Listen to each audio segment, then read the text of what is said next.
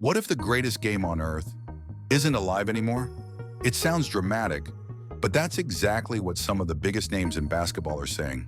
From Michael Jordan to Shaquille O'Neal, Charles Barkley to Kevin Garnett, the legends who built this league are now calling it something else. Soft predictable. You have a duty that if they're wanting to see you, and as an entertainer, I want to show. And, in their own words, dead. But how did the game we love get here? This isn't just about three-pointers or highlight reels. It's about how the soul of basketball might have been traded for entertainment. Let's break down exactly why the legends believe the NBA lost its edge, and whether it can ever get it back. When NBA legends say the game is dead, they're not talking about ratings or money. They're talking about heart. In the 80s and 90s, every possession meant pride. Every rebound was a war. Every hard foul carried a message. Larry Bird once said, "When I played, you could feel the hate in the building. It made the wins mean something now." We've traded intensity for efficiency. Players smile and hug before tip-off, switch jerseys afterward, and then rest the next game because of load management. Turn on to a game, right? And then the stars are not playing.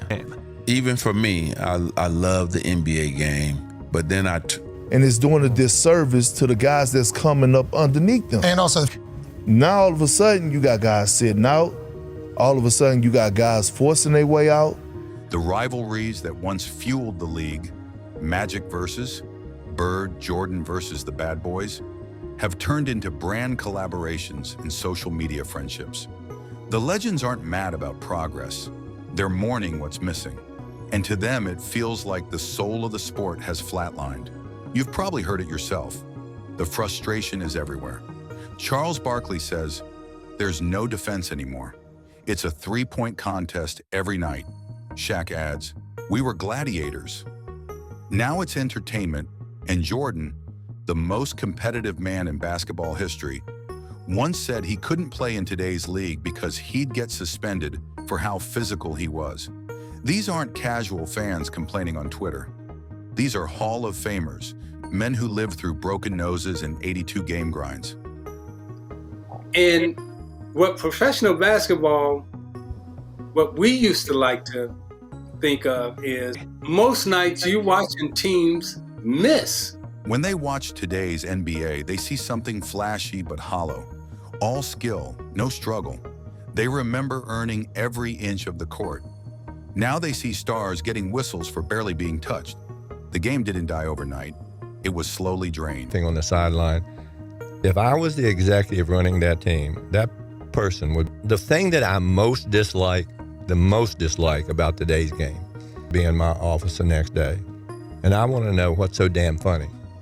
If a team is getting beat by 25 points and you've got your star players sitting over there laughing. My Instagram feed is that the mid-range game is being lost. Ray, there is lost. I actually said this a couple of days ago. I think the game is still extremely entertaining. A lack of appeal to it right now watching it because there's so many different dynamics to the game that are being physicality and shifted away from all that. Teams don't know how to play anymore. I wish Doc Rivers would have switched out on me. It'd be like it was back in the old day. But I don't understand why you would take your physical advantage away. He could dominate, and easily, because we have been away. We have shifted away from, like right now, teams are switching 1 to 5. I wish Spud Webb would have switched out on me. So if you get another guy that comes in, one guy that you got to change your defenses for. Kevin Durant and Dirk Nowitzki, those guys are an anomaly, but I'm talking about big guys. Because number one, now big guys don't even get in foul trouble. You know, I never wanted to miss a game because it was an opportunity to prove. Way up on top, who probably worked his ass off to get a ticket. It shouldn't be needed, first and foremost. It was something that I felt like, you know, the fans are there to watch me play. I want to impress that guy. Right. You have a duty that if they're wanting to see you, and as an entertainer, I want to show. If you get close to the basket, a lot more of your shots will go in. And therefore they don't A lot of them don't get to learn the hook shot, and they don't get to realize that stop the traveling, stop the carrying the ball, stop the moving screens, call the damn game according to the rule book, because players will adjust. Definitely, but you still need players to still do the same thing. You know, I think the game has changed. Rule by rule, season by season. But what exactly changed? That's where the next chapter begins. In the late 2000s, the NBA decided fans wanted more scoring. Hand-checking was banned. Defensive contact was softened. Then came the analytics revolution. Suddenly, the three-point line became the holy grail. Coaches stopped teaching mid-range jumpers. Centers stopped playing in the paint. And somewhere along the way, the identity of basketball transformed. The old game was built on grit, defense, rebounding, wearing opponents down. The new one, built on pace, space, and numbers on a spreadsheet. Even load management, resting stars to preserve their bodies, came from data. But that's the irony. The more efficient the game became, the less emotional it felt. The rivalries cooled, the physical clashes disappeared, and what used to be a war of wills became a math problem. As one anonymous former player put it, we traded passion for percentages. But the changes didn't just alter the game, they rewired the players themselves. Go back 20 years and look at how legends were built.